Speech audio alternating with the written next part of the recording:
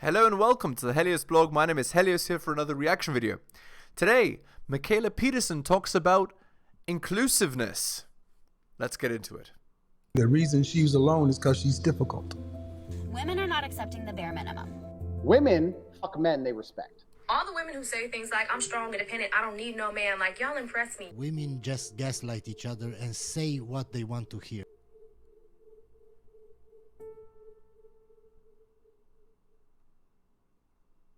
The person that I had my contract with informed me that because I'm a known TERF, I'm toxic to the project. And so she had to cancel my contract. She did so reluctantly. She really liked working with me and she wanted to keep me on. But other people involved told her that I was toxic to the project and that I had to go. And I understood exactly why that was because of how all of this is playing out throughout our society. And then later, I got a job in 2018 at a DC city agency. And in early 2019, I appeared on a panel at the Heritage Foundation called The Inequality of the Equality Act, Concerns from the Left. And that made a lot of people really angry and they complained to my boss.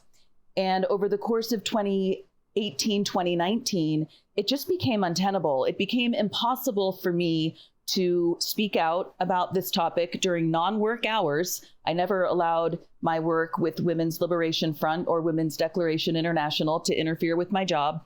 But nonetheless, people were so angry at things that I was saying during my non-work hours on sex and gender that they basically just kept harassing my boss. And she kept having to spend a lot of time dealing with it. And I had to spend a lot of time dealing with it. And eventually I just quit my job. And that was the end of 2019. And so I've just been talking a lot about sex and gender ever since. So the point is, if you say something that the modern, the modern womanist movement, or what would you call it? The mainstream, if you say something against what the mainstream says, then that's it, right? Your job is lost, right? Effectively controlling the language a la 1984, right? So freedom of speech doesn't exist because if you don't speak exactly as, the matriarchy wants you to speak, well, you're toxic, right?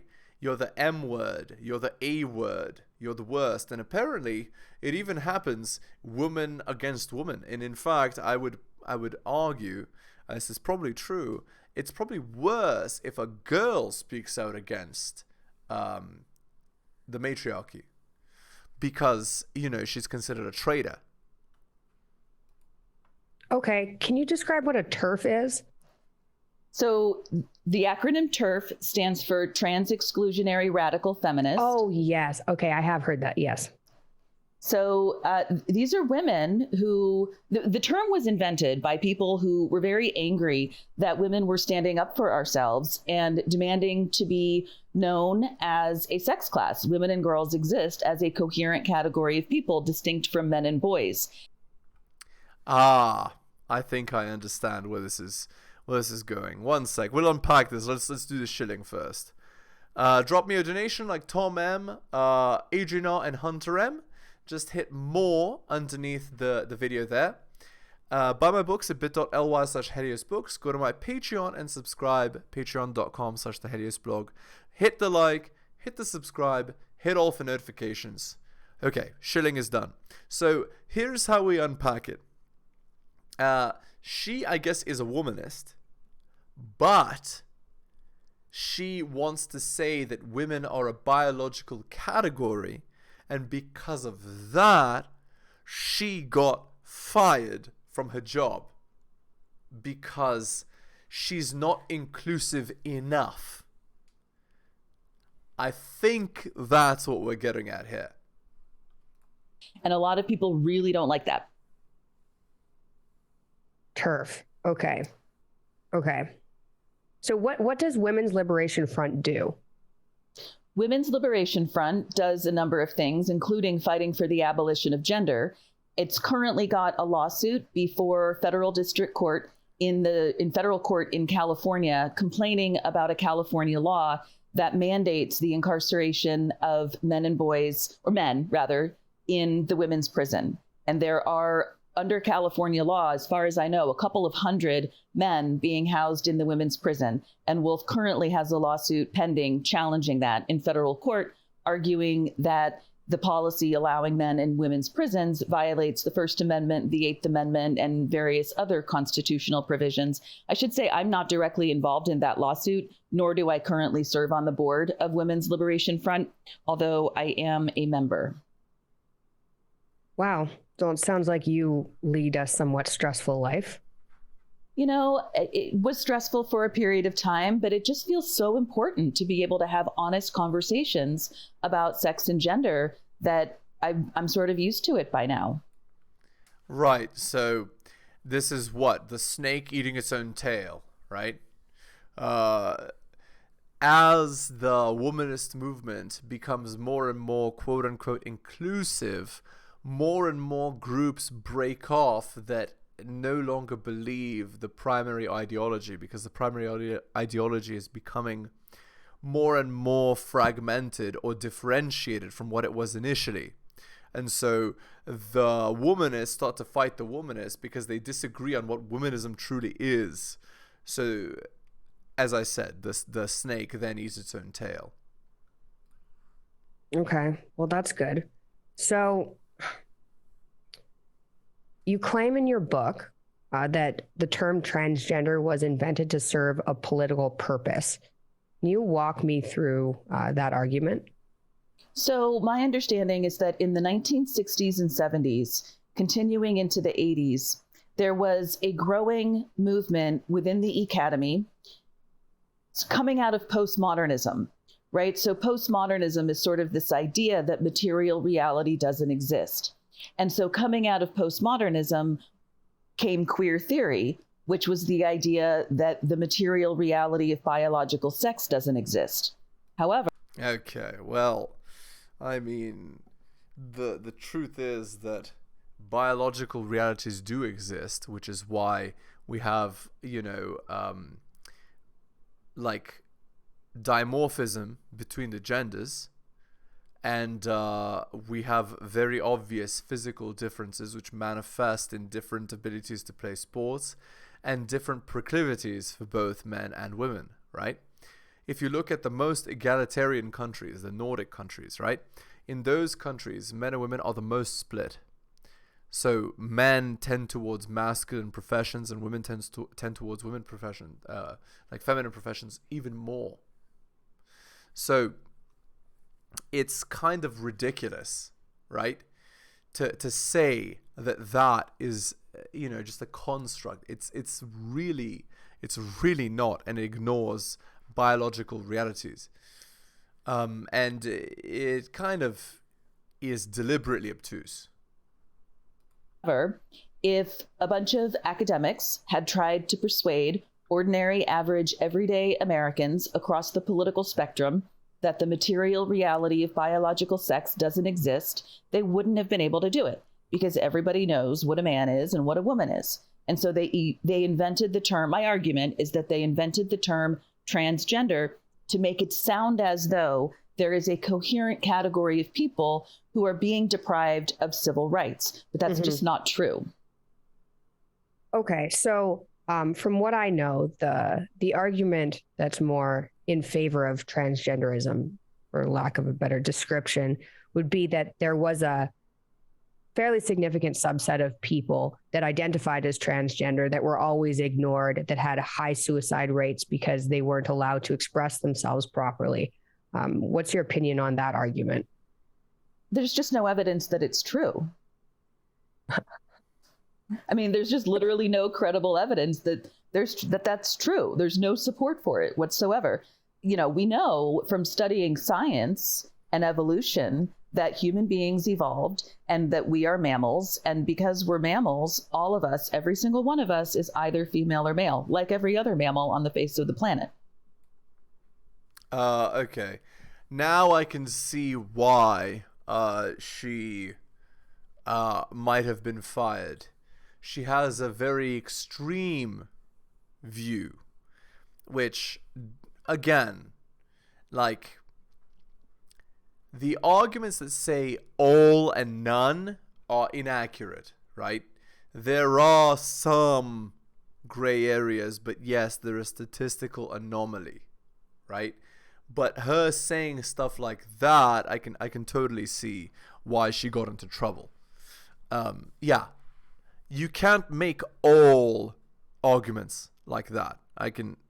Anyway, she becomes an easy target doing that. Anyway, must be very low in agreeableness to make an argument like that and stand by it proudly. To the point where she's even written a book. Interesting. All right, let's continue.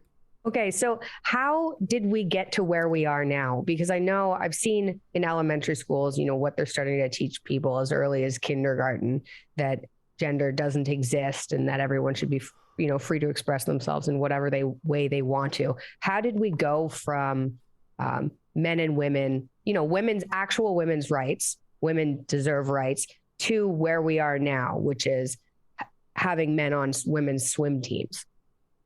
So a couple things are going on here. One of which is that at the founding of the Republic, there's a reason I'm talking about this. The United States Constitution did not address women's suffrage, instead choosing to leave the matter to the individual states. And at the founding of the Republic, not a single state allowed women to vote because they're women, right? Women were excluded from the vote on the basis of sex.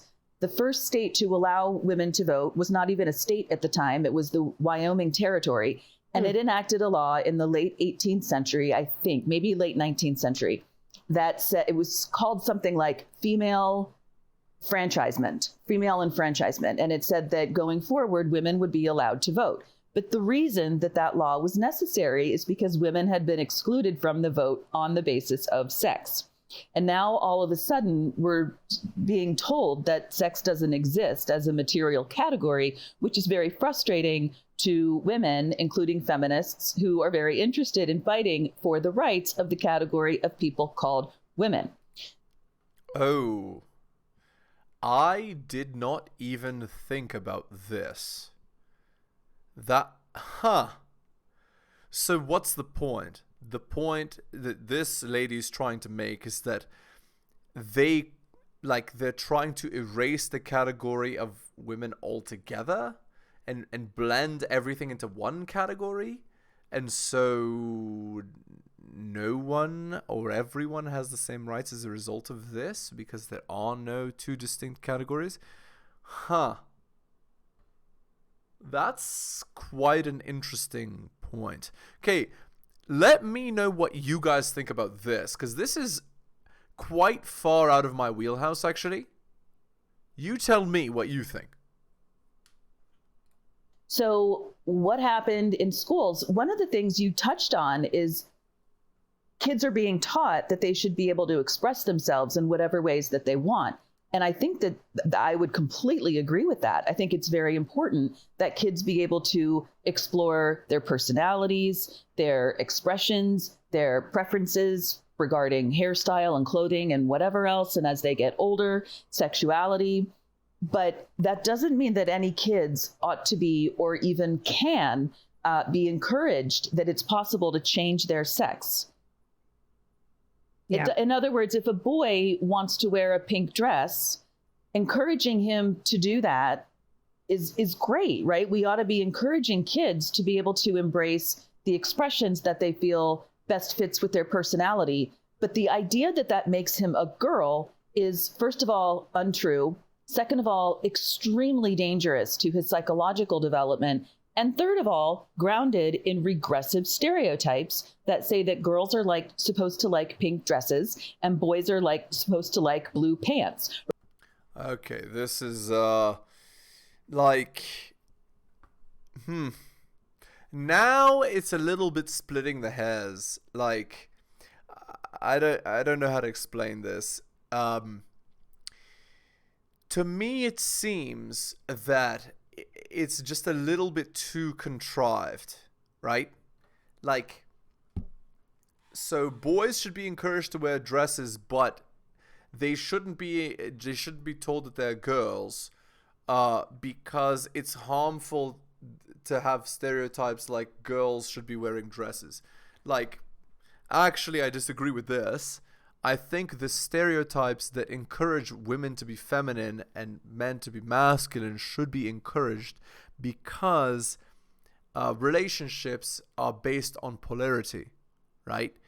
Like, good, happy relationships are based on men doing men's stuff and women doing women's stuff, and you know, clear, defined gender roles. And I think that culture should encourage those gender roles. So I actually disagree with that argument. Yeah. Now, with regards to kids being taught that if they're wearing certain clothing, that they can then consider themselves the gender of the clothing that they're wearing. Again, like, you can't make the all argument here, right? The all argument saying that there are no such people that have these specific thoughts or proclivities, or that actually are, you know, that actually need it for their proper psychological development. But I think the age maybe is the issue. Like, what age should children be taught what is normal and what is, you know, what should be encouraged and discouraged? It's actually quite a complicated topic. Guys, I'm really quite out of my wheelhouse here with this debate. All right, or with this discussion rather. So you let me know what you think in the comments. Again, I think here you guys probably, you know more than me on this, almost certainly. Right? Feminists have been fighting against these stereotypes forever. And now this ideology is to a great extent grounded in the stereotypes that we wish could be abolished. Yeah, it's confused me a bit, because it seems to be coming from people who 15 years ago were feminists. And now you can tell me if I'm wrong here, but it feels like those same people have somehow switched over to, oh no, now it's transgenderism we're fighting for, rather than women. Yeah, I mean, it is confusing, and Not really. It's more like the goalposts have been moved, right? And the goalposts have been moved because the point is, womanism and inclusivity have become the same movement, right? So that's the leftist kind of cultural Marxist kind of system, right? It leans and encourages this sort of thinking and this sort of support idea. Let's continue. I would say that what feminists were saying 10 years ago was that kids shouldn't be forced into sex stereotypes, among other things. Feminists have been saying a lot of things for decades, but one of them was that kids shouldn't be forced into sex stereotypes. And I would stand by that statement. Yeah, again, this is the one that I disagree with. Well, okay. I don't think kids should be forced to abide by certain stereotypes. But what I do think is that, in general, a culture that supports male and female stereotypes, like proper stereotypes or proper, standards for behavior, that sort of thing leads to a better society, right? A society that encourages men to be masculine and women to be feminine does better in general. A society with clearly defined roles. As we've seen in the last few years, like let's say 20 years, or maybe more, maybe 40, maybe since 1960, is that a society without clearly defined roles tends toward chaos, as opposed to towards a positive, happy direction, like one might expect. Then and today. But a lot of people seem to have shifted from kids shouldn't be forced into sex stereotypes to, if a kid likes a sex stereotype, that makes the kid the opposite sex. That's a very different thing from what feminists have been saying this whole time. So how many people are kind of fighting in the same way you are? Because generally speaking, when you hear the term feminist now, I generally speaking equate that with people who are very far left, who are fighting for these transgender movement. When I hear feminism, that's what I assume people believe in. So you identify as a feminist, but as a true feminist. And is there a group of people that are behind you here? Oh, by the way, I forgot to mention, this lady on the right is clearly a female supremacist, right? She wants women to get more rights. I mean, they already have the same rights as men, right? So she wants women to have more rights. And she doesn't want the category of woman to disappear, because then there's no opportunity for women to be favored, right? That has been percolating for a few minutes here, that idea. You know, it's of course completely understandable that you think that, because the mainstream media would have you believe it. All the sort of mainstream large organizations that claim to be feminist organizations, like National Association for Women, Planned Parenthood, National Center for Lesbian Rights, all of them are pushing the idea that some men can be women, and they do that by referring to a category of transgender women, but we're talking about men. Are there people behind me? Yeah, absolutely. So I'm the president of Women's Declaration International U.S. chapter. We have over 5,000 signatories to the Declaration on Women's Sex-Based Rights, which is a global document that 5,000 is not a large number. That's a very small number. That seeks to enshrine women's sex-based rights in law all over the world. We're global. The document has over 31,000 signatures globally. Again, over 5,000 in the States. And again, if you consider the global population, it's quite small. 31,000. 5,000 for the United States is minuscule, right? What's the population of the United States? 200 something million. So if we divide it by half, if we divide it in half, because dividing by half is something different. If we divide the population in half, that's 100 million. So you have 5,000 signatures and a population of 100 million. Like, of course, let's say, I don't know exactly what the percentages of girls that can't vote yet, right, in that 100 million. But let's say it's, a small percentage. Let's say it's 10%, right? And so then what? It's 90 million. So you got 5,000 signatures out of 90 million. Your movement is minuscule. And as you mentioned, Women's Liberation Front is also fighting for the sex-based rights of women and girls. So we're out here and we do this and we talk about this stuff all the time. One thing that is very frustrating is that we cannot get a voice in most mainstream media outlets. They don't even mention us. And when they mention us, they disparage us and say that we're right-wing, even though most of us, almost all of us, come from a left-wing political value system. Right. Again, snake eating its own tail. These would be the ones that are eating the tail, right? They're not the main. They're the barbarians nipping at the heels. Okay. Anyway, relationship advice posted 6 hours ago. So the guy is 38, caught his wife cheating, the wife is 30. This just happened, I don't know what to do. We had a relationship of 10 years, I'm 30 and she's 30. We got married last year and she said it was the happiest day of her life. I guess for some weeks, my wife has been spending more time with friends and coworkers.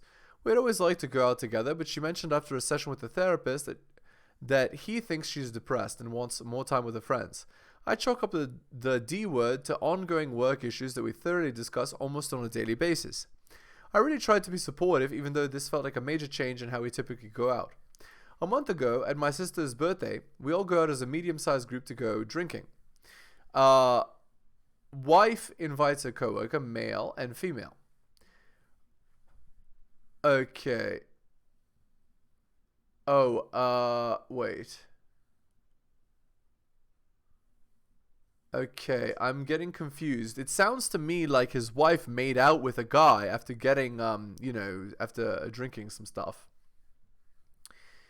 No, okay, it's right. I asked her to stop and she walked off to the street extremely angry. I catch up to her and she's yelling at me in the middle of a busy nightlife. Wife comes down, we all Uber back to my place. This is normal, and I really consider the guy a family friend. The next morning, I'm pretty upset at how the night went down, so I yell at her for how emotionally involved she is with her work people. As I mentioned, we had a few nights a week for months of her coming home to complain about work issues, and I'm a bit hurt that I'm no longer invited to her work's after work happy hours. I woke up, after drinking and continued. Okay. Last week, the wife comes home at midnight from happy hour with the cousins and passes out on the couch. I'm starting to feel weird about things, so I check her call logs online. I find she's been talking to B on the phone every day for as long as I cared to check and deleting the local call logs. I wake her up to confront her and she mentions she hasn't been happy in a relationship for months. She shows me nothing is going on with B. She later admits B was there after he was there that night after lying that he wasn't. I don't use most social media, but I have access to her Insta and I end up checking. And I see messages from B with memes of wanting to be together and loving each other. Again, I confront her about this and she assures me nothing is going on. Wife says attention seeking is a symptom of a D word about our relationship. I see. Okay. So she's just cheating. And she's trying to justify it. That's all it is. Like, disaster. Alright guys, we're going to end the video there. Hit the sub, hit all for notifications, drop me a donation like Hunter M, Adrian R, and Tom M. Just click more underneath the video. Buy my books at bit.ly/heliosbooks. Go to my Patreon and subscribe, patreon.com/theheliosblog. Thank you so much for listening, especially if you listen to the end. I really do appreciate it. Take care of yourselves, and I'll see you next time.